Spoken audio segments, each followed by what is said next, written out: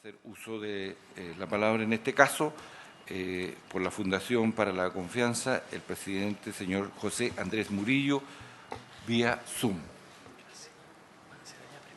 ¿Está conectado? Sí, señor presidente, estoy conectado.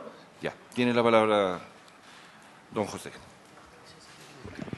Muchas gracias, señor presidente, y quisiera comenzar con unas breves palabras de Gabriela Mistral, que dice lo siguiente: es posible que en el conflicto social que vivimos y que es inútil negar, sea la cuestión de la infancia la única que puede unir a los adversarios en la aceptación de reformas en grande. Muchas veces pienso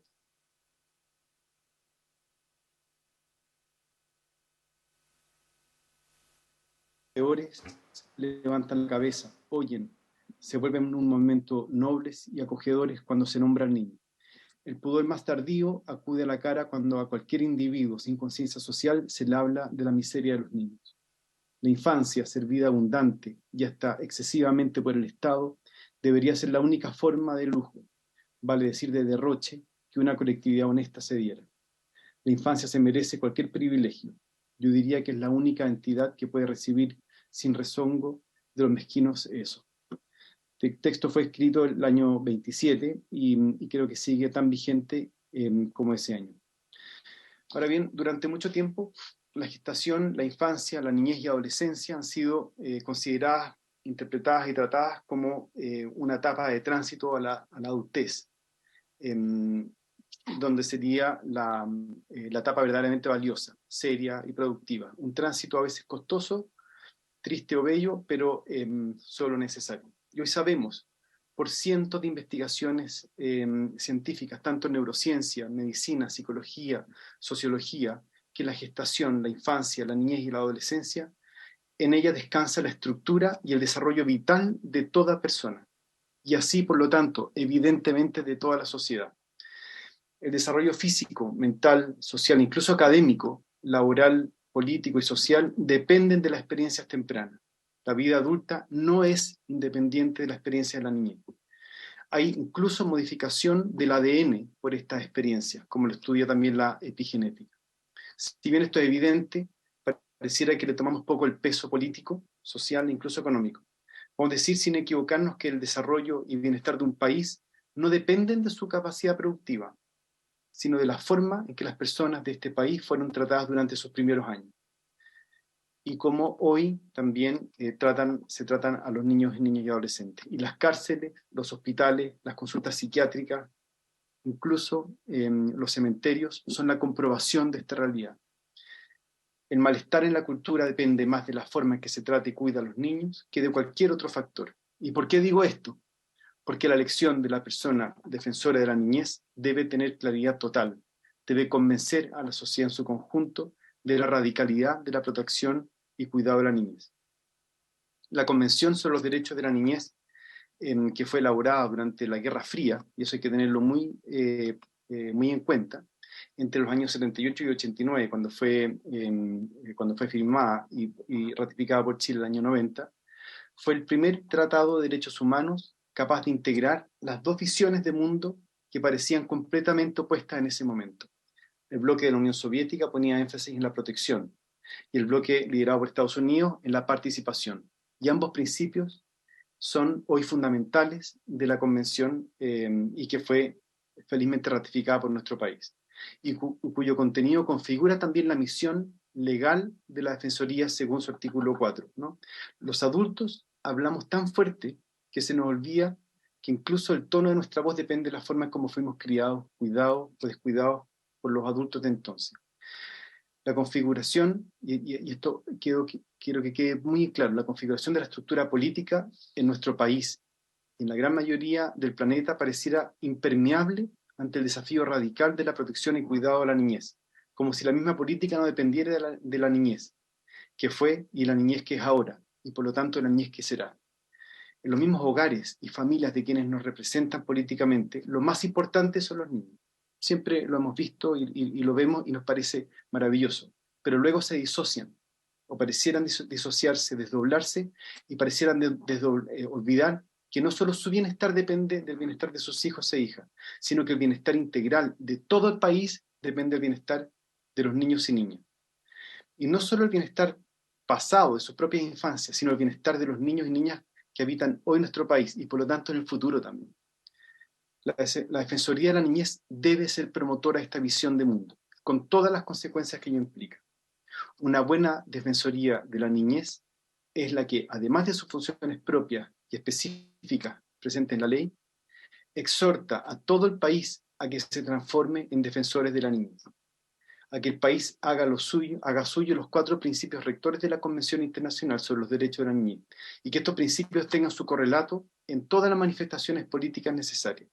El principio de no discriminación, es decir, que todas las políticas de nuestro país deben organizarse desde la no discriminación a la niñez.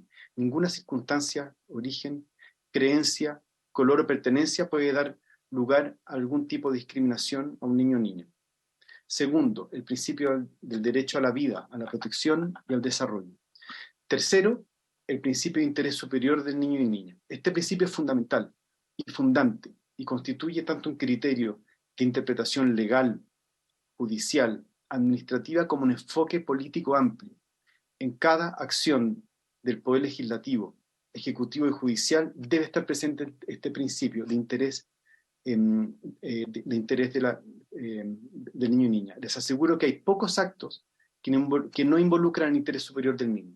Y no solo en la educación, que es lo más evidente, en vivienda, en trabajo de los padres, ¿no? En espacios públicos, en salud, educación, justicia, presupuesto, en todas las acciones, en toda ley hay un interés superior del niño que debe ser expuesto y es el defensor o la defensora del niño que debe estar constantemente diciéndonos esto, ¿no?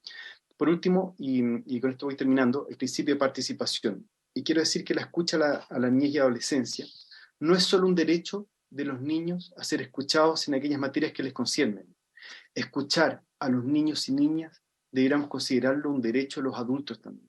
Tenemos derecho y la profunda necesidad de escuchar lo que las niñas, niños y adolescentes tienen que decir.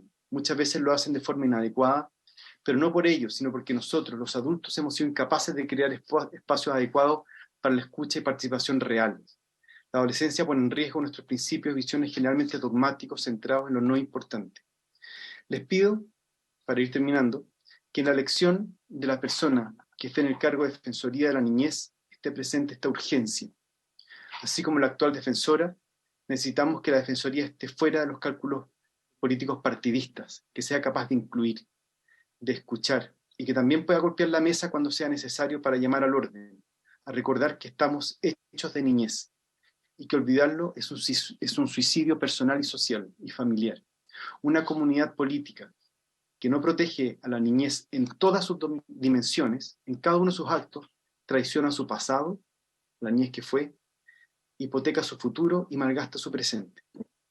Tiene que ser capaz, la próxima defensora o defensor, de fundamentar científica, política y humanamente esta visión de la presencia de la niñez en la vida política de un país.